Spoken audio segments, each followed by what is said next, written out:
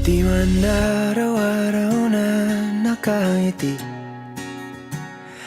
ilang beses na rin tayo. Now we gathered here today to witness the joining of two hearts, Arnie and Resalyn.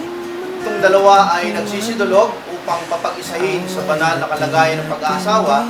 Tayo ay nasa ilalim ng traditional civil wedding.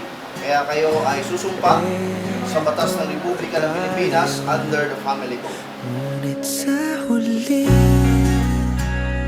palagi babalik pa rin sa yakap mo. Hanggang sa huli, palagi pipiliin kong maging sa'yo. Ulit-ulitin man, nais kong malaman mong iyo ako. Palagi.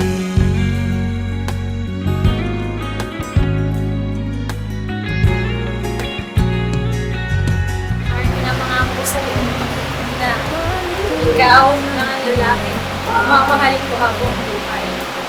Maraming salamat sa pagiging ama at ina sa mga anak natin habang nagtatrabaho ako sa kanila.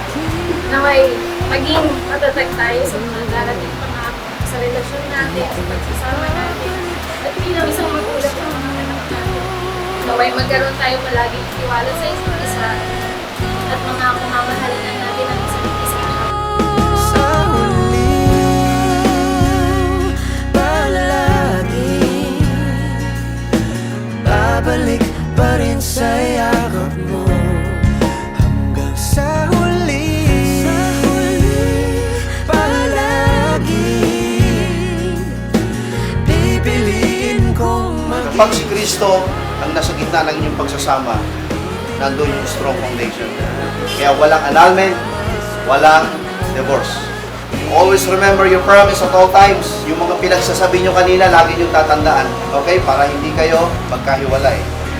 sa pagdating ng ating pilak at ginto. Diamante may abutin, ikaw pa rin Aking bituin, nagtatangi kong dalangin kung sa huling sigla. Ikaw ang mamahalin ko habang ako'y mahihinga at ikaw ang pipiliin ko habang buhay. sa huli. Palagi Communication.